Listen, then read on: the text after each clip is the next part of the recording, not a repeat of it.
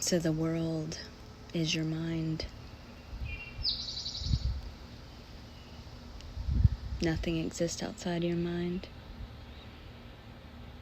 The world is a projection of your mind. And you are the source of the mind, source of the world. It depends on you as the pure absolute awareness. How could it appear to exist without you being aware of it? You are the source of it. So whatever you're aware of, you give rise to. You make it appear like it exists. So you as God, imagining this world, gives rise to it, animates it, renders it. And then through this, virtual experience, sensory experience, you as the infinite, formless, bodiless, can experience yourself. You can taste yourself. And it's all you. It's a projection of your mind. Everything you see is you as God.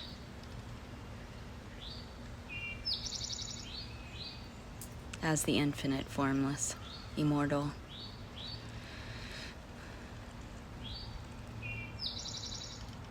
So there is nothing physical. It's all mental. It's all your mind. It's a projection of your mind. So there is no world. There is no world to save. There is no one to wake up from the dream.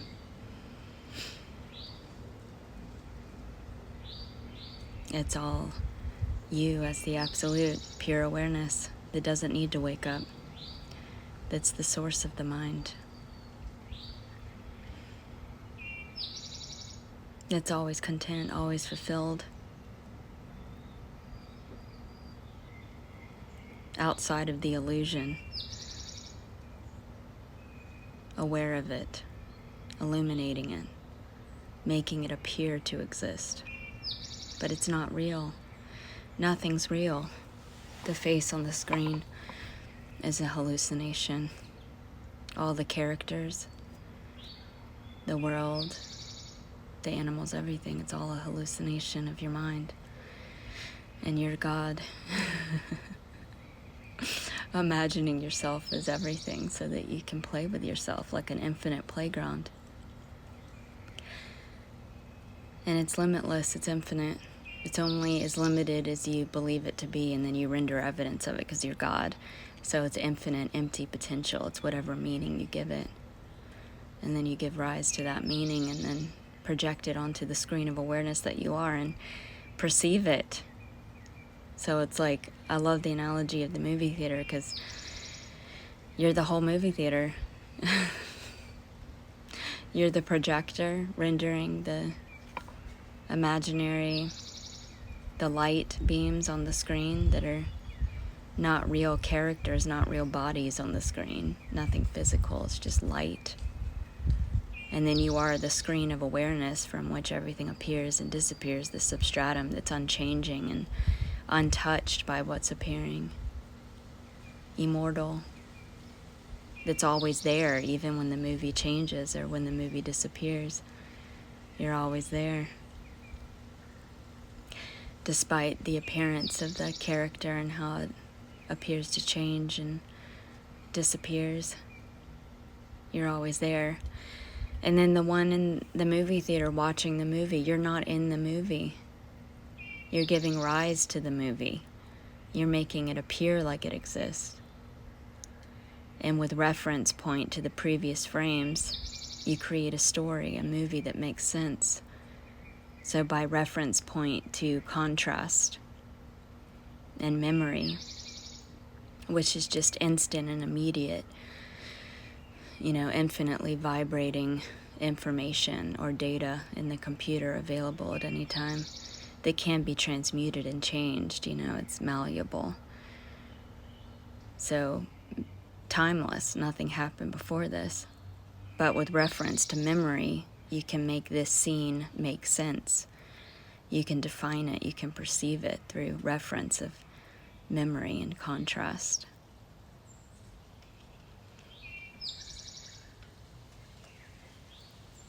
And then the beautiful, unique qualities, the unique characteristics that have aversions and preferences and,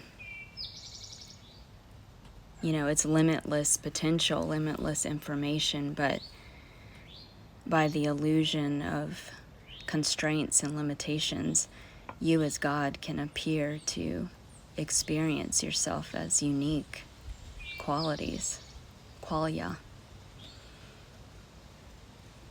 and taste yourself. And it's one consciousness perceiving itself, self-aware. So all there is experiencing.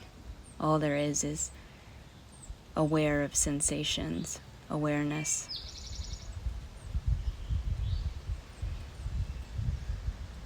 Like you as God wearing a VR headset. You're the formless, infinite, pure consciousness that's not inside the illusion. You're the source of it. But by looking through the VR headset, you as pure awareness are giving rise to the illusion, the virtual reality. And by being everything, being energy, however you're resonating is what's projected on the screen, which is malleable and healable and changeable. So if there's a bunch of limited beliefs and,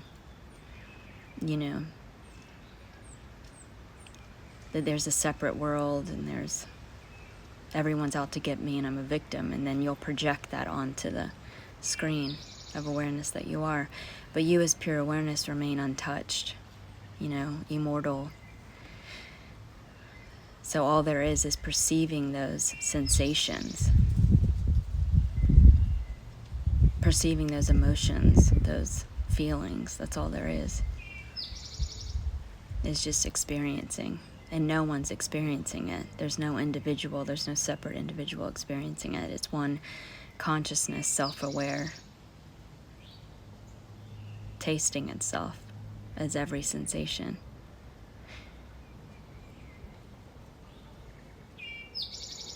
So every quality can be transmuted.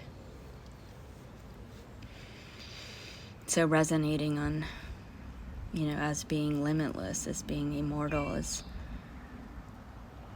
being the one wearing the VR headset completely changes the appearance, the movie on the screen. So consciousness is like infinite worlds, infinite perception, infinite perspective, infinite qualities, perceiving itself, making love to itself through all of this, everything. So you are no thing imagining everything. You are the one wearing the VR headset that doesn't die when the avatar in the headset dies. You are immortal, eternal. And whatever you're aware of, you give rise to. You make it appear like it exists. So you render and perceive yourself as everything. You're imagining yourself as everything.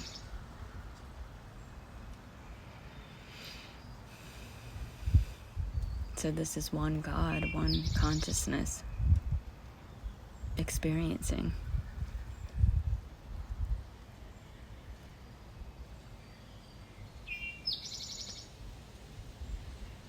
One knowing. You are the knowing.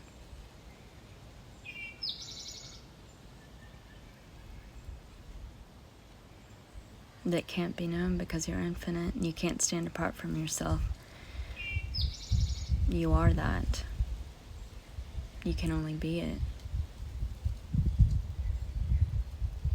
So there's just this resting in the timeless awareness that you are. And it's infinite, immediate, beyond intimacy, being. So it can appear ecstatic and like ecstasy because you're tasting yourself through every taste. You're hearing yourself through every sound. So by sitting in a chair looking at a screen, you can feel yourself as the infinite, as God. And you are everything. Everything's a projection of your mind. And through the mind, you can experience yourself. Since you're singular, you're all alone. You can't stand apart from yourself to experience yourself. So by imagining yourself as qualities, forms, which is all imaginary, you can experience yourself as one. So you'd have to project that reference point to experience yourself. You'd have to project yourself as two to experience yourself as one.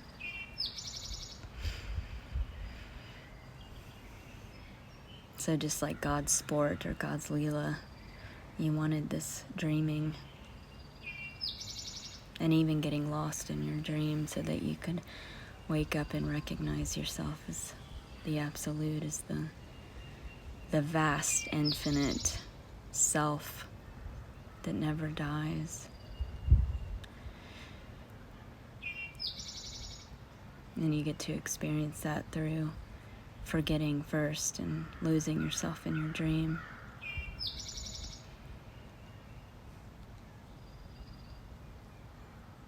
And that reference point to contrast.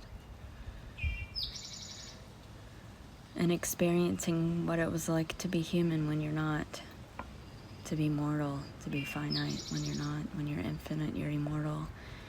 You're invisible, you're unseeable. What a beautiful love story. So I can taste myself through every sound, through every sensation. All there is perceiving impersonal sensations. One consciousness making love to itself through everything. Inseparable, immutable, non-computational, pure experiencing.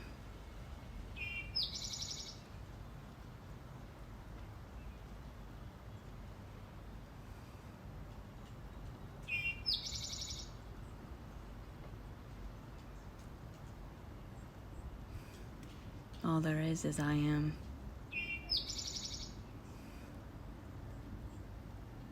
Pure beingness, pure isness. Immediate. Ecstatic. Beyond intimacy. Being everything.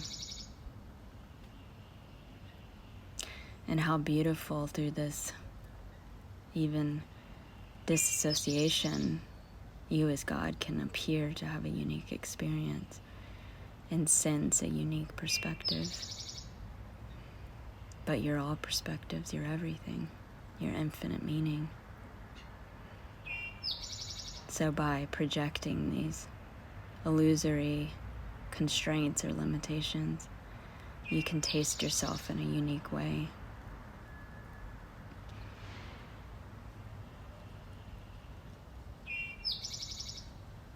As you're tasting yourself in every way, simultaneously.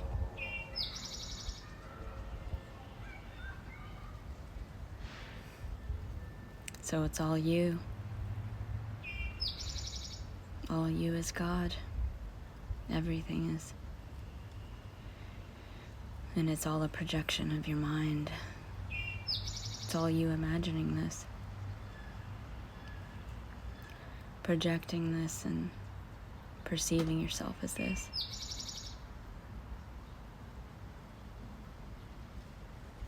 But you're immaculate, deathless, unborn. The pure screen of awareness that's untouched by the fire on the screen. That's always there, unchanging, unmoving, despite the changing appearances dancing on the screen. You are all of it. And none of it. The noumenal, the unmanifest, bodiless, without quality, tasting yourself through the imagined qualities.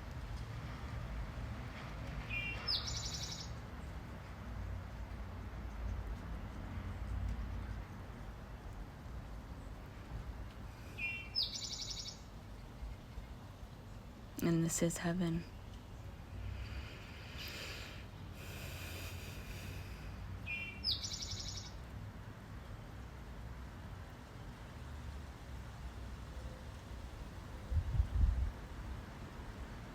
The senses are heaven. And this is how you feel yourself as the infinite. They're imagining being what you're not. You can sense what you are.